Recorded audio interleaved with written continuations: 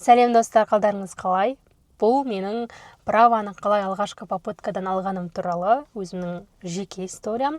Бүгін біз практикалық бөлім туралы айтатын боламыз. Алдыңғы роликте мен теория бойынша толық отыйды айтып түсіндіріп өттім, қалай дайындалдым, қалай тесттен өттім. Ал бүгін біз қалай практикаға дайындаламыз, қалай практикалық экзаменнен өтеміз деген туралы айтатын боламын. Жалпы мен өзім практикалық экзаменде өзімде күткен жоқпын, бірақ 0 баллмен өттім. 0 балл штрафноймен өткен едім. Общий 100 баллға дейін, 95-ке дейін штраф алуға болады, дальше уже 100 балл алсаң құлап қаласың. Жалпы мен өзім Астана драйв деген автошколада оқыдым. Сол жақта 2 инструктормен дайындалдым. Біреуімен, яғни Данияр ағаймен мен қалада айдадым. Айбек ағай самый лучший. Айбек ағаймен мен автодромда дайындалдым. Маған өте қатты көмектесті ол кісінің берген советтері. Сондықтан егер Астана драйвқа, яғни Астана қаласында автошколаға жазылайын десеңіздер, осы автошколаға және де инструктор алған кезде Айбек инструкторға барыңыздар. Міндетті түрде. Он самый классный. Ол бірақ автодромда ғана айдайды. Егер қалаға үйренем десеңіздер, Данияр ағайға барыңыздар. Он тоже самый классный. Прям маған өте қатты. Қазір қалада айдап жүргенде өте қатты көмектесіп жатыр. Оның айтқан советтері. Что осы моменттерді ескеріңіздер. Енді қарайық. Мен автодромға общий 5 рет бардым. Оның 3-еуінде профи Астанаға бардым да. Ертеліктен дайындала бердім. 1 ай қалғанға дейін. Жалпы 3 ретте мен барлығын үйреніп алдым, бірақтан мен экзаменнен 1 күн алдын тағы да бардым ол жаққа, сол Айбек инструкторға. Яғни 21 күні мен экзамен тапсырдым, 20 күні уже автодромда 1 рет бәрін қайталап, еске салып, еске түсіріп, солай өткен болатынмын. Және 1 рет спецсонда пробный экзаменді өтіп көрдім. Пробный экзамен кезінде мен байқағаным, машина өте ескі, және мына алдыңғы жағы кішкене пәс төмен болып тұрады. Сен бүйтіп отырып көресің. Особенно светофорның линиясына, ЖД-ның линиясына, тамнандай дөң бар ғой, соның линиясына тоқтаған кезде бүйтіп төбе бүйтіп барып көтеріліп барып көрмесең, алдың көрінбейді. И машина ескі, кішкене жүру қиын екенінде ескеру керексіздер, сондықтан ол жақта газды басу керек міндетті түрде. В целом мен автошколада дайындалған кезде только тормозды жіберсем болды, өзі жаймен жүріп кете беретін да. Мына жақта міндетті түрде газбен де жұмыс жасау керек екен. Мен пробный экзаменде байқағаным сол болды. Именно Астананың спецсоны бойынша. Басқа қалаларды честно өзім білмейді екенмін. Өйткені ол туралы басқа да TikTokта неше түрлі әр қаланың инструкторлары бар, солар бөлісіп отырады. Сол жақтан өте көп видеоларды көріңіздер. В целом YouTube-қа салсаңыздар, маршрутты да көрсеткен. TikTok-қа салсаңыздар, сол қалай жүріп жатыр, экзамен қалай болып жатыр, барлығын көрсеткен роликтерді табасыздар. Міндетті түрде сол TikTok-тан тоже адамдардың историяларын, осы сияқты түрлі маршруттарды көріп, қалай тапсырып жатыр, барлығын зерттесеңіздер болады. Өте көп пайдалы ақпараттарды беретін каналдар бар. Права, практика деп десеңіздер болды, барлығы шығады. Енді мен жалпы қалада 5 рет айтып көрдім инструктормен. Қазір маған өте қатты көмектесіп жатыр. Права алдым, ертесіне уже қалаға шығып кеттім. Жалпы соның ішінде мен 1,5 ай бойы өз машинамды ерте алып қойған едік. 1,5 ай бойы мен дворда айналып жүрдім. Ол өте маған прям машинаны чувствовать етуге көмектесті. Двор узкий, өте қиын бұл жақта айдау. Адамдар бар деген сияқты, машиналар қойып тастаған. Маған қатты прям көмектесті. Мен қазір алдымен жақсы қоя аламын, бірақ енді маған артымен параллельныйға қалада жалпы парковка жасағанға тоже 1 рет сабақ алу керек инструктормен, өйткені ол жағынан кішкене қиналамын. Ал былайша автодромда мен 2 парковкадан да еш қиналған жоқпын, өйткені ол жерде бордюрге қарайсың, линияға қарайсың деген сияқты ережелер бар. Оны тоже мен қазір осы видеода түсіндіріп өтетін боламын. Біз қалай задний парковка жасаймыз? Осы жерден тіке келе жатқан жерде рөліміз мына сызыққа келген кезде тоқтап, до конца солға бұрыламыз. Осы жерде тікелейміз да, 1,5 оборот жасап, турлап аламыз машинаны осылай. И все, тіке келе бересіз. Мына сызыққа жақындап келесіз примерно. Мына сіздің отыратын орындығыңыз, мынау руль. Мына отыратын орындыққа прям артпен орындыққа жақындаған кезде стойка дейміз. Сол стойка қалай келеді, все, тоқтайсыз. Дальше до конца оңға бұрасыз. Қалай айнаңыз мына жердегі мына сызыққа келген кезде все, тоқтаймыз. Енді осы жерде примерно машина былай тұрса, сіз енді до конца машинаны мына бағытқа бұрып аламыз. Сол жаққа все, енді машина бітіп, мына жерге бітіп келеді, жаймен жүресіз. Міне өсіп келді.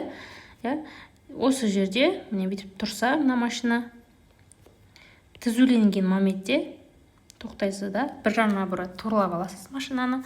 сөйтіп до конца енді тіке жүресіз, мына сызыққа тигенше.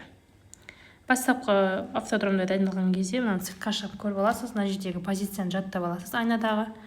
Солай мына жерден қайтадан рульді турлап шығатын кезде рульге келтіріп, все, мынайға қарай кетесіз. Енді параллельный парковка бойынша бізге иногда корректировка керек болады, если мынаған менің айтатын әдісім жетпей қалса. Бұны инструкторлар айтады. Честно, мұны мен айтып үйрете алмай, маған целым корректировка жасау керек болатын моменте осылай түсіндірді. Вот солай үйрендім. Тіке келе жатқан кезде, мына жерде артқы руліміз қалай мына сызыққа келді, тоқтаймыз. Сөйтеміз де бізде парковка оң жағымызда ма, оң жаққа до конца бұрасыз. Енді қалай мына жақтағы, өзіңіз жақтағы айнадан мынау қалай көрінеді, мына бұрыш, тура осылай тоқтайсыз. Все. Енді турлап аласыз рульді, сөйтсе артқа жүресіз. Примерно осы жерге келген кезде мынандай өзі айнада мынандай сызық болады, и мына жерде сіздің мына машинаның ручкасы тұрады, сол ручкаға келтіріп, осы жерде қою керек. Оны тоже целым задний парковканы үйренген кезде осындай техникамен, схемамен үйренген жақсы, есте қалатын шығар, бірақ именно параллельныйға практика өте қажет. Солай қалай ручкаға келеді, тоқтайсыз, и мына жерде мына неге сызыққа келтіріп орналастырып аламыз. Ол үшін керісінше бағытқа қарай бұратын боласыз. Солай қалай торланады, солай тоқтата аламыз, мына линияға келу керек. Ең басты нәрсе, мен машина туралы ешқандай түсінік болған жоқ. Мен машина айдаудан өте қатты қорқып жүрдім. Сондықтан автошколаға бірнеше жылдан бері жазылмай қашып жүрген болатын. Өте қатты қорықтым айдаудан. Оказывается, қорқпау керек екен. Бұл вообще кайф екен ғой, комфорт екен бір жағынан. И сен жылдамдықты арттырған сайын саған күшті бір энергия, драйв, прям кайф береді. Прям вау, не үшін адамдардың машина айдауға солай асығатынын енді сол кезде түсіндім. Алғаш отырған күні біз парковкада айдадық. Мен машинаны целом чувствовать ету үшін оңға, солға разворот жасап үйренген болатынмын. Келесі күні Данияр ағаймен қалаға шыққан кезде ол кісі алды да, давай все, отыр, драйвқа қой, давай айда дальше деп. Мен қалада айда алмаймын, ағай. Вообще білмеймін, мен кеше парковкада ғана айдадым. Жоқ, нормально, все получится деп отырғыз да, все, мен дальше айдап кеттім. Мен сол момент түсіндім, что мен с первого взгляда ғашық болдым машинаға. Сол кезде уже менде адреналин, прям күшті эмоция болды. И мен дальше айдап кеттім. Маған вау, күшті эмоция сыйлады. Оказывается, прям қорқпау керек екен. Спокойно айдайсыз. Важный нәрсе внимательность. Екі айнаңа қарайсың, мына жақта камераң болса камераға қарайсың. Артқа жақты көріп отыру керек, знактарға қарайсың, карта қосыл болса картаңа, плюс скоростьқа қарап отырасың, рольді ұстап отырасың, чтобы сен екі жаңағы бір полосаның ортасында жүру үшін. И светофорларға қарап отырасың, алдыңғы жан-жағындағы, машинаның жан-жағындағы жалпы жағдай не болып жатыр, соған қарап отырасың. Внимательность, внимательность, внимательность, үш рет айтайын. Ал атак өте күшті, қорқпаңыздар, айдай беріңіздер, вообще қорқып қажет емес. Оказывается, прям это классно. Енді маған өте көмектескен момент ол автодром деген ойын. Бұл ойында мен штрафтар қай моменте беріледі, маршрут қандай бәрін жаттап алдым. Және өзім қызық үшін Шымкенттен, Ақтөбе, Тараз, Алматы қаласының автодромдарында, яғни маршрут бойынша айдап көрдім. Оказывается, чуть қиындау екен ол жақтарда. Астана, мне кажется, самый легкий болған сияқты маршруты, потому что бізде змея жоқ. Білмеймін, басқаларды, может, тоже жоқ шығар. Жалпы біздің маршрутта змея жоқ. Біз прямой жүреміз, қисық жүреміз, бірақтан змеямен, андай нелермен жүрмейміз.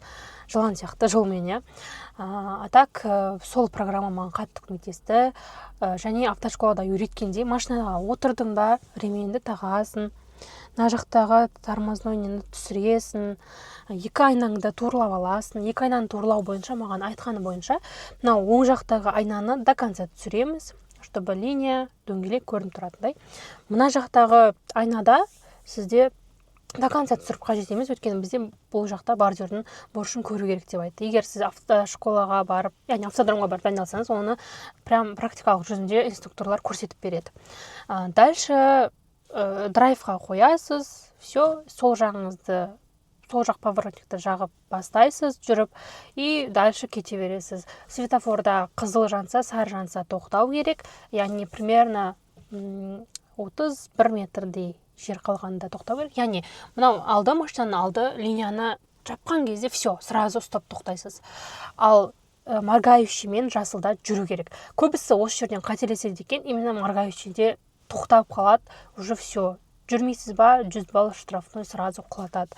Егер сіз жасылдан емес, яғни сары мен қызылда жүріп кетсеңіз, тоже штраф 100 балл. Одан кейін сразу жаңағы пешеходтарда тоқтайтын жерлер бар, 3-ке дейін санайсыз. Мен былай санадым: 501, 502, 503, 504, 505 деп. Сол кезде примерно аспай 1, 2, 3, 4 деп тез санамайсыз да, уже кішкене аспай санау керек болады. Солай 505-ке дейін санадым. Дальше ЖД-да тоже солай. Линия сәл көрмей қалма, все, тоқтаймыз, дальше жүреміз. Потом бір момент бар, аваринка жағатын. Мына жерде дың деп ойнайды, сол кезде сразу топ басасыз, аваринканы жағасыз. И қалай аваринканың дауысы өшеді, все, оны өшіресіз да, дальше жүресіз. Потом дөңге шыққан кезде сразу қызыл жаңағы ақ линия бітті ма, все, сразу тоқтайсыз да, дальше 3-ке дейін санайсыз, и дальше сразу газды басып кетесіз. Негізі автоматта андай төменге қарай жүрмейді дейді, бірақ мен ойнаған кезде ол төменге қарай түсті да, и маған штраф берді. Сондықтан ол жерде тоже жүріп кету керек. Потом бір момент бар, мына жағыңызда, сол жағыңызда сіздің сплошной линия тұрады, үзілмейтін линия. Оларды басып кетсеңіз, тоже 100 балл штраф береді екен. Осы моментті тоже ескеру керексіз. Ал мына жақтағы линия, мне кажется, кейбіреулерінде сары тұрады, кейбіреулерінде қара тұрады, кейбіреулерінде тоже сплошной тұрады. Сплошной болса, мысалы ойында сплошной ақ линия тұрады, басып кеттің, все, 100 балл штраф. Кейбіреулерінде сары либо қара линия тұрса, ол жерде какой-то бір балл береді, 25, может 50, не знаю, сондай примерно баға балл береді, штраф балмен.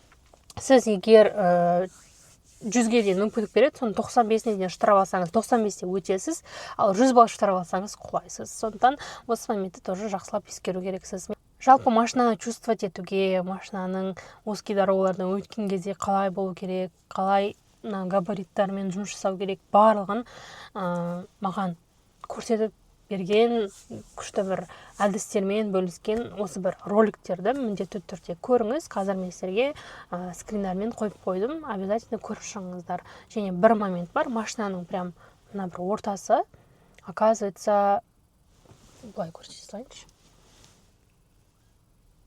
Мына жер менің мына жақтағы дөңгелек осы жерлерде тұрады деп ойлайды екенмін.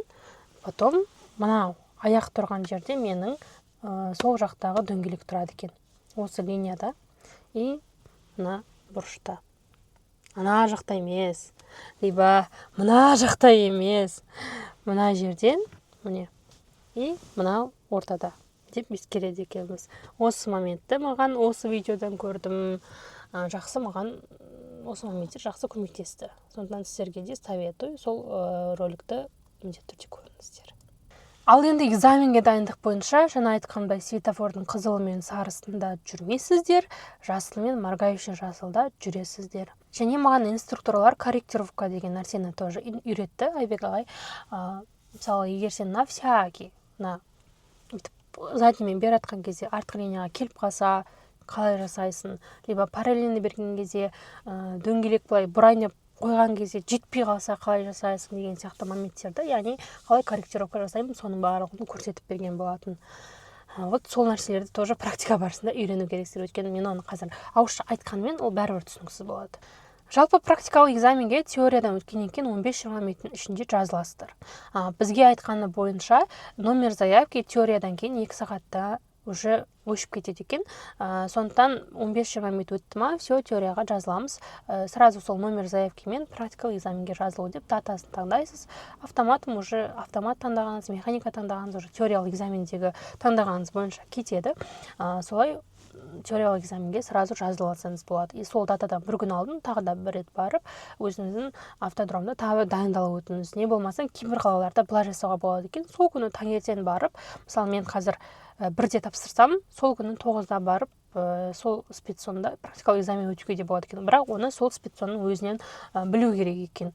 Бізде ондай мүмкіндік болған жоқ. Автомат сол воскресенье күні ғана келе аласың, либо жаңа пробный экзаменге дайындалғаның бойынша, точнее жазылғаның бойынша, мен воскресенье күні барып бір рет өтіп өттім инструктормен. Бірақ бір нәрсе ұнамағаны, маған специяный инструктор айтты, что сен любой повороттарда баспай қой, потому что одан басқа жол жоқ қой деп. Менің автошколада үйренген инструкторымда және мынау автодромның ойынында да айтты, что бәрінде поворотник басу керексің. Только анандай бүйтіп сәл бүйтіп бұрылатын момент тұрады ғой, осындай ереже. Ода ғана баспасан болады. Қалғандардың барлығы крутой повороттың бәрінде басасын. Ол үшін сенен 5 балл штраф алып отырады, егер баспасан. Так что на всякий случай зачем ойланып, оны баспайды өйтпейін деп баса салыңыздар, потому что мен бәрінде басып отырдым. Заднийдан шыққан кезде де, одан үлкен дорогаға бұрылған кезде де, бәрінде поворотниктарымды жағып отырдым, обязательно ұмытпай. И сол, мысалы, светофордың линиясынан асқанға дейін сол поворотты жағып үлгеру керексіз да, сіз. Сол үшін светофорға тоқтамастан алдын поворотнигіңізді жағып қоясыз. Каждый бұрылыста жағып отырды, ұмытпаңыз. Поворотник өте маңызды. Мынау екі айнаңызға қарап, линияларға басып кетпейін ба, соларды прям бақылап отырыңыз. Мен бұрылған кезде жаймен бүйтіп бұрылдым ғой, екі айнаға қарап отырдым, анау линияға басып кетпейін деп. Өйткені басып кеттің, 100 балл штраф, сен құладың да. Сол үшін бүйтіп отырдым. Еще бір момент бар. Мынау жерде отвлекать ететін бір момент, ол аппарат тұрады, қыз сөйлеп отырады. Бізде экзамен басталды деп орысша айтады, қазақша айтады. Менде даже не помню, қалай айтқан. Вот сол сөйлеп отырады. И оказывается, ошибкаларды айтып отырады екен ол.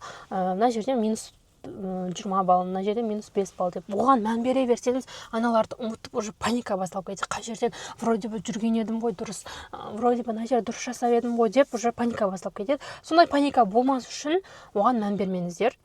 Менде вообще айтқан жоқ, потому что, оказывается, вообще қате істеп, мен бірақ уайымдадым, потому что мен тиктоктан қараған бойынша моменттер болады екен, где система істемей қалады да, и все, сен құлап қаласың. Даже апелляцияға берсең де болмай қалады. Деген сияқты айтты, білмеймін. Может быть, апелляцияға берсең болып кетеді. Бірақ система кішкене қуып қалатын моменттер болады екен. Мысалы, менде теориядағы сияқты ғой. Солай моменттер болады екен, бірақ ол кезде уже бір попытка кетіп қалды деген есебі болып қалады да. Мен ойладым, ана үндемей, только айтып отырды, вот біз қазір пешеходтан өтеміз, вот задний парковка басталады. Даже задний парковка қойған кезде үндеген жоқ. Все, зачтено деп айтады ғой, автодром несінде. Анада айтқан жоқ, мен қорытында өзім ладно деп 3, 4, 5 деп жаңағы 5-ке дейін санап барып драйвқа қойып дальше жүріп кеттім да. Оказывается, соның барлығында айтпай қалатын моменттер болады екен, не айтатын да моменттер болады екен. И вот мен ешқайсысын айтқан жоқ, мен до конца баратқанымда қорықтым ше, уже мә қалай болады деп, істемей қалды ма, точно істемей қалды, мен попыткам кетті деп қорқып отырмын. И оказывается, ошибка болмаған екен, сол үшін ол үндеген жоқ, только тапсырмаларды ғана айтып отырған екен. И солай мен өтіп кеткен екенмін. Мен историям бойынша жалпы мен экзаменге келдім. Жаңа адамдардан сұрадым, қайда бару керек деп, анықтамалар тұрады ғой, справочный момент. Справочный бір не деп айтады, солар тұрады. Сосын мен сыртқа шық деп айтты, будкаға барасың деді, бардым, удостагымды бердім, 073 медицинский справкам тұрды қолымда. Удостагымды бердім, олар жазды, 11:30 деп маған берді қағаз. Мен бардым, ана жақта машинада тұрған ағайға апарып тапсырдым. Сонымен кезегімен 11:30 болған кезде мені шақырды. Все, бүкіл заттарымды ана жаққа бір машинаға тастадым. Телефон, құлағымдағы барлығын тастадым. Шарф, қалпағың, үстінде киім бәрін тастайсың, аксессуар, бәрі болмау керек. Наушник бар ма, жоқ па тексереді. Отырғызады, все дайынсыз ба дегенге дейін сен бәрін турлап алу керексің. Жаңағы ременің бар, басқасы бар. Сен ремень тақпасаң да минус балл кетеді, білесіздер ғой да. Сен мынаны баспай өтіп кетсең де минус балл беріледі. Автодром ойынын примерно мен 1700 теңгеге сатып алдым App Store'да. Соны ойнаңыздар обязательно, сіздерге жақсы көмектеседі. Бірақ енді онымен де ойнап кіріп кетпеу керек, өйткені только маршрут жаттауға, штрафтарды білуге. Өйткені көп ойнап кетсең де практикалық моменте бір қателесетін моменттері болады екен да. Мысалы, мен заднийға бүйтіп, мына жақта бүйтіп кіретін момент бар. Соған кірген кезде жаймен ана жіберіп қоятынмын. Аға айтады, жіберме оны, сен до конца мынау турланғанша ұстап тұр, потом бастап турлайсың дейді. Мен ойынды ойнап кіріп кеткен ғой уже, сон бір моменттер болды. Так что жалпы больше уклонды автодромда дайындыққа бересіздер да, ал мына жақтағы ойынды только маршрут жаттауға, и штраф қай жерде беріледі, соларды жаттап алуға бересіздер, иә. Дальше жаңа айтқандай экзамен басталды, мен бәрін жақтым. Енді қызыл светофор жанып тұрды ма, кішкене тездетіп жүресіздер. Ал жасыл жанып тұр ма, кішкене жаймен жүресіздер. Өйткені моргающийға түсіп қалуыңыз мүмкін. Моргающийға түсіп қалып, сіз өтпей қалсаңыз да штраф беріледі. Возможно, моргающийден қызылға ауысып жатқан кезде өтіп кетсеңдер, тоже может беріп қалады. Өте опасный момент, в общем, моргающийға мен түспеуге тырыстым. Сондықтан алдын ала ана жақта қызыл жанып тұрды ма, тездетіп жүрдім да, чтобы мен барам дегенше жасыл жанып қалады, либо мен конкретно қызылға тоқтаймын. Алыстан қарап отырасыз, любой поворот алыстан көріп, бақылап, прям внимательность, жаңа айтқандай өте внимательный болыңыздар. Екі задний айнаға, рульдеріңізге, сосын жаңағы светофорға қарап отырасыздар обязательно. Главный нәрсе паниковать етудің қажеті жоқ. Успокойтесь. Мен бір күн алдым өте қатты прям дірілдеп уайымдадым да, и мен өзімді успокоить ету үшін сурет салдым, какой-то бір клиптер қарап отырдым, Сезап приложениесімен медитация жасадым. Әйтеуір намаз оқыдым, зікір айттым, өйтіп бүйтіп басылдым. Түнмен дұрыс ұйықтай алған жоқпын, таңертең барғанда дірілдеп бардым, бірақ Аллахқа былай айттым: Аллахым, мен қатты қорқып тұрмын, пожалуйста, мен кішкене басылайыншы деп дуа еттім да, и плюс айттым: Аллахым, қандай результат болса да мен шүкір етемін, соған разымын. Егер маған, мен өзіме де осознанно түсіндірдім да, егер саған бұйырып тұрса, все, ол ешқайда кетпейді, сен праван, саған келеді, хоть через какое время келеді да. Если саған бұйырмай тұрса, все, сен қазір ала алмайсың. Жыла, сықта, қанша реакция көрсетіп, все равно болмайды. Так что Аллахқа тапсыр дедім да, и солай Аллахым саған тәуекел еттім. Қандай результат болса да Аллахым саған шүкір етемін дедім. И бір дұғаны басталғаннан, экзамен басталғаннан айтып отырдым: Бисмиллахи тәуәккәлту алаллахи ва ла қуввата илля билля. Жерге жазып қойдым. Сол дұғаны айтып отырдым. Оған дейін салауат айттым: ля иляха илляллах Мухаммад расулуллах деп. Сосын Аллахума салли али Мухаммадин ва али Мухаммад деп салауат айттым. Субханалла, альхамдулилля, Аллаху акбар, астағфирулла деп олардың бәрін айтып отырдым. Мен енді прям осыған направленно деп айтқан жоқпын. Аллахым, просто мен өзімді басу керек болды да, успокоить ету керек болды. Сол үшін айттым. И Алла разы үшін, конечно. Және осылар: Аллахым, саған зікір етем, Аллахым, саған тәуекел етем, осы зікірлерді айтайын деп күніге соларды айтуға тырысамын. И сол күні де солай айтуға тырыстым максимально. И мен кәдімгідей успокоить етілдім. Өйткені экзаменге отырған кезде мен абсолютно спокойная болдым. Абсолютно мен миым істеп тұрды. Мен анаған да мән берген жоқпын, сөйлеп отырған қызға да, басқа ағайларға да мән берген жоқпын. Мен бір моментте қателесіп кеттім, что R-ға қой деген жерді мен N-ға қойып қойдым, потому что ана жақта андай бір машиналарда бүйтіп үйреніп қалған ғой, мен машинада тұрады жазу. Анаған қанша қойсан да жүрмейді да, анау плюске қой деді. Плюске қойсам, мына жақтан уже көрініп тұрды R деп. Все деп, оказывается, кейде мынадан болмаса да мына жақта көрініп тұрады екен, скорость тұрған жерлерде жазылып тұрады екен. Вот сол моменттерді ескеру керек екен. И вот солай қателесіп қалдым, бірақ ол қателестім ау деп дірілдеген де жоқ. Все нормально, ладно, Аллахым, саған тәуекел еттім деп жаңағы дұғаны көп айтып отыра бердім. И солай кішкене басылдым. И және медитацияны Сезап приложениесімен жасадым. Ол приложениенің маған ұнайтын жері, қазақша, орысша бар, қалағаныңызды қоясыз, және бесплатный 4 медитацияны тоже береді. Енді маған бір ұнайтын жері, ол медитация: Аллахқа тапсыр, Аллахқа тәуекел ет, Аллахым шүкір ет деп солай айтады да, сол жері ұнайды. Сондықтан сол приложениемен тоже медитация жасаңыздар болады. Бір момент бар, мен осы практикаға дайындалғаннан бастап, жалпы теорияға дайындалғаннан бастап былай елестететін: мен право алғанымды емес, именно правоны мен қалай бірінші реттен алдым деп осылай видео түсіріп отқанымды елестететінмін ғой. Осылай бөлісім керек мен деп. И менде артқа шегінетін жол болған жоқ деп айтайыншы. Былай айтқанда, настрой соншалықты мықты болды, мен с первого раза алу керекпін. Өйткені дальше қалып кетсе, уже очередьпен мен тағы да 10-15 күн күтіп қалуым мүмкін деген бір момент болды. И мына машина мені күтіп тұрды: қашан айдайсың, қашан двордан шығамыз деп. И мен жүрегім ауырып кетеді, каждый раз мен аған келемін да, айдаймын да, заттарын қайтып аламын да, кетемін таксимен, автобуспен, жаяу жүремін иногда. И соған жүрегім ауыратынды. И менде, шын айтамын, настрой соншалықты мықты болды. Автошколадағы жаңа инструкторлар айтты: мәм, машалла күшті, сіздің неңіз, жаңағы настройыңыз күшті, прям сондықтан да прям сондай желаниямен айдаватсыз, что бәрін дұрыс жасап жатсыз деп. Солай дайындалған болатынмын. Сондай настроймен, сондай визуализация жасадым деп па. Солай осындай ролик түсіремін деп. Менің мақсатым әрине сіздерге пайдалы болу, сіздерде мен сияқты өтіп кетсін, сіздерге де жұғысты болсын деген ниетпен осы роликті досконально түсіндіріп жатырмын, барлығын айтып, өзімнің историямен. Мүмкін менің қателескен моменттерім де бар шығар, ол моменттердің барлығын шын айтайын, автошколадан, инструктордан сұрап біліп алғандарыңыз дұрыс болады. Жалпы солар сіздерге толыққанды направление беріп отырады. мен тек өзімнің историяммен бөлісіп жатырмын. Және экзаменді тапсырып болғаннан кейін все, поздравляю, вы сдали деп айтты. И мен бүйтіп еңкейіп қарадым, қанша штрафный тұр екен деп. И маған будкаға бардым, қағаз шығарып берді. Сол қағазда қай жерден қалай қателестің бәрі көрініп тұрады. И менде 0 штрафной балл деп тұрды. Поздравляю, прям құтты болсын, біз үшін дұға етіп қойыңыз дедім. Мен айттым, машалла, күшті, жұмыстарыңыз берекелі болсын, табысты болсын деп дұға етіп кеттім. Солай мен анықтама жаққа бардым. Олар маған спецсон приложениесіне кіріп, жаңағы талон алып берді. Сол талонмен маған шақырды. Бардым, госпошлина 5000 теңге, 4900 чем-то төледім. Суретке түсірді. Алдын ала мен әдемі болып боянып, енді үмітпен баратырмын, ойын бүгін алып кетейін деп боянып, әдеміленіп киініп бардым. Суретке түсірді. Примерно 1-2 сағат күтесіз деді. Мен төменге барып асханада тамақ ішіп қайтам дегенше примерно 20-25 минутта правам дайын болды. И барып алдым. Правамды алып суретке түсірдім.